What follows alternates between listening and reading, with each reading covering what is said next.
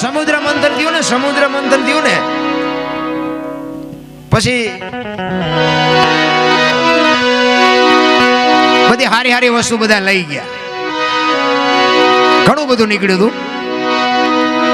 છેલ્લે ઝેર ને કોડા બે વધ્યું અને ભોળાનાથ આવ્યા, એ રહી ગયા હતા, વાંહે રહી ગયા. ભોળાનાથ આવ્યા, એ કે કાંઈ વધ્યું?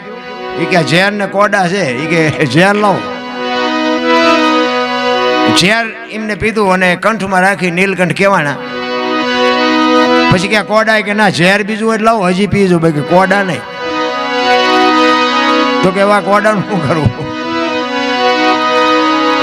એ કે હેલિકોપ્ટરમાં નાખીને ફેરવો, બે ચાર બધા નાખી દો. અમે આ ભજનમાં જઈએ ને એટલે અમે ચીક ચીક જોયું તો એમ થાય કે અહીંયા હેલિકોપ્ટર વધારે રોકાણ હોય એવું લાગે. એ સમુદ્ર મંથન થયા પછી બાપુ ધર્મરાજાના દરબારમાં માણા, ઢોર, પશુ, પક્ષી બધાને બોલાવ્યા. કારણ કે બધાના દેહ બનાવ્યા હતા, ઉંમર નહોતી આપી. ઉંમર તો આપવી પડે ને, વહેલા મોડા હમાય નહીં. એટલે બધા બેઠા હતા અને એમાં પછી ધર્મરાજાએ હુકમ કર્યો કે ભાઈ બધાને 40 વર્ષ ઉંમર જાઓ. એટલે માણા આમ છેલ્લે બેઠેલો ઈ કે બસ 40 વર્ષ દે. કારણ કે માણાએ ઠેઠથી ભિખારી વેડા કર્યા. પછી ઓલા કૂતરા હોય ને, કૂતરા એને કીધું કે ધર્મરાજાને ભગવાન કે અમારે 40 વર્ષ ધોકા ખાઈ ખાઈને ખૂટાડવાના, 40 વર્ષ અમારથી ન ખૂટે, આમાંથી કંઈક ઓછું કરી દો. એ કે 20 તમારા ઓછા કરી કે આ કોઈને લેવા છે માણા કે લાવો, આ લાવો. 60 કર્યા. પછી ઓલા બગલા હતા ને એને કીધું કે આગળ કળિયુગ આવે ને કે વરસાદ ન થાય, સરોવર ન ભરાય ને અમારે કે શિકાર મળે ન મળે, અમારે 40 વર્ષ કેમ ખૂટાડવા? એ કે 20 તમારા ઓછા કરી દો કે આ કોઈને લેવા જાય માણા કોઈનો વારો આવવા દે. 80 કર્યા. પછી ઓલા જમીનારી ઢળડાઈને જે હાલતા હોય ને ખીચકોલા ને યારું ને પડકા ને, એ કે અમારે તો આખી જિંદગી ઢળડા જ કરવાના, અમારે 40 કેમ ખૂટાડવા?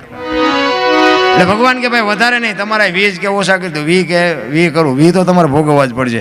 એ કે આ 20 કોઈને લેવા જાય એમને ભગવાન એમ કે માણા આ નહીં લે, માણા કે લાવો લાવો એ પડ્યા છે કાયમ આવશે, લાવો એમ કહીને 100 કર્યા. વધારે બધા કહે ને માણાની ઉંમર 100 વર્ષ, પણ જીવન જીવવાની મજા 40 વર્ષ સુધી જ આવે. એક લખી લેજો તમારે જોવું હોય.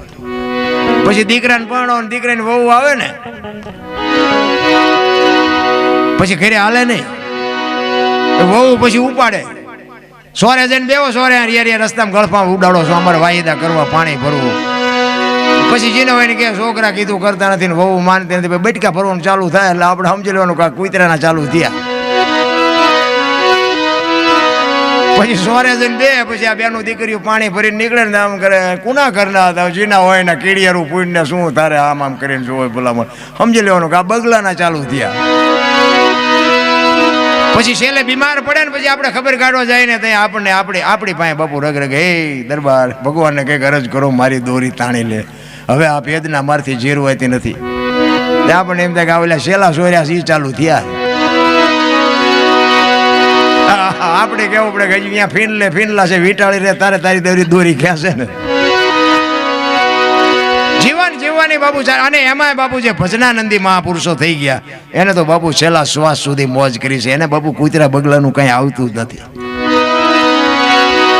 જીવન બાપુ છે ને જે સમાજમાં હોય, અને મારી તો એક જ ભરામણ છે કે સમાજ જેવડો હોય ને એવડો, જે કુટુંબ હોય ને બાપુ કુટુંબની એકતા એક રાખજો, મા બાપની સેવા કરજો, ગુરુ મહારાજના શબ્દો ઉપર ભરોસો રાખજો. બસ આના સિવાય આ બધું વગર પૈસાનું છે.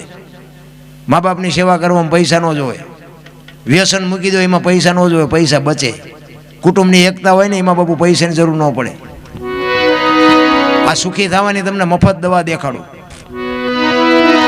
એક કઠિયારો હતો ને કુવાડા ટીપાવી નીકળ્યો ને જંગલમાંથી, જંગલના ઝાડવા રોવા માંડ્યા. તો મોટા ઝાડવા હતા પૂછતા હતા કે હું કામ રોવો છો? એ કે ઓલો કઠિયારો કુવાડા ટીપાવીને ગયો ને વહેલો મોડો કાપી નાખશે. એ મોટા ઝાડવા તેને બહુ સરસ જવાબ આપ્યો. એ કે કઠિયારાની તાકાત નથી ને કુવાડાની તાકાત નથી, પણ હાથા જોઈજો મારી આપડા છે. એ હાથા ન થાવ તો કોઈ ન કાપી શકે.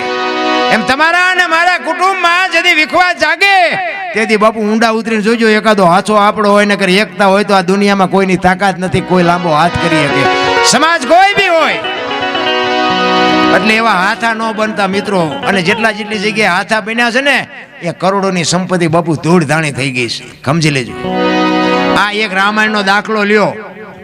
વિભીક્ષણને જેવો કહેતા હોય બાપુ હાથો ન બન્યો હોત તો બાપુ એ લંકા રોળાત નહીં. એ વિભીક્ષણ હાથો બન્યો છે. ભલે એને રાજ મળ્યો, રામની ભક્તિ કરીને જે કર્યું હોય, પણ ભાઈ તો એનો હતો ને રાવણ. એને જ રામને કીધું, રામ નહોતા મારી શકે, એને જ રામને કીધું કે નાભીમાં મારો આ ઘરનો હાથો, ચા ગોતવા જાઓ. એટલે હાથા ન બનતા. અને એક મા બાપને દુઃખી ન કરતા. બાપુ જિંદગીમાં કોઈ દી મોડો દી ન ગઈ આપણી ગેરંટી. કરવાની જરૂર આ છે, પછી દાણા જોર રહે પચશે નહીં. અત્યારે આમ આમ આમ કોક મરી જાય ને તો 3 દીમાં 4 દીમાં મજા ગોટો વાળી દે. ટાઈમ જ નથી. લગ્ન આવે છે ને પૂછડું આવે છે ને પછી એ વિયા ગયા પછી 6 મહિના 12 મહિના પછી પિતૃ ગોતવા નીકળે. અમને પિતૃ નડે છે. નડે નહીં, તું 12 દી સુધી ન બે એક હવે એ તને હક લેવા દે. ચા દાણા જોરાવા. અરે મરણની મર્યાદા હોય મારા રામ. અમારે મારા બાપુની હતા ને એ વખતે અમારા ગામમાં કોઈ બી ના ઘરે મરણ થાય ને, કોક અમારા અમે નાના નાના હતા ને અમે દાંત કાઢ્યા હોય ને તો મારા બાપુ વઢે. એ કે ઓલા પણ ગુજરી ગયો છે ફલાણા માણાને 12 દી સુધી અમને દાંત નો કાઢવા દે, ટીવી નો જોવા દે, ટેપ રેડિયો ચાલુ ન કરવા દે. આવી બાપુ મરણની મર્યાદા હતી. અત્યારે આમ મરેલું પડ્યું ને આની પાસે થોડુંક શીરાવી લો, એક આને મૂક્યા ત્યાં સુધી તો મર નહીં, ભૂખો મરી જાય. હવે બનવાનું હતું બની ગયું. હા, આટલી જ કિંમત. અરે બાબુ ભેળાઈ ગયું છે. આપણે ને આપણે ભેળી માર્યું છે. 20 વર્ષનો મર્યો હોય તો કે અરે અમારી માથે આપ ફાટી ગયો. 100 વર્ષના મર્યા હોય તો કે એ જરૂર હવે એ જ હતી. હવે બધું સાસુ જીવીને શું કામ હોય?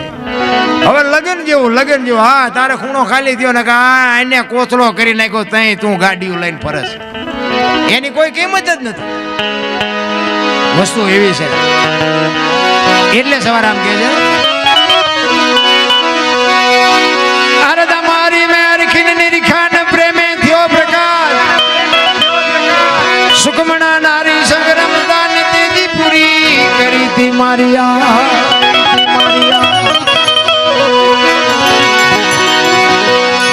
એ જ વતનમાં કોઈ તપાસો રે જી,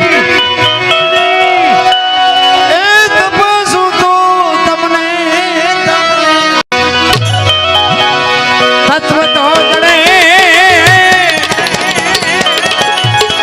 એ જેવો ગુરુ ગમુ પ્યાલો પીજો.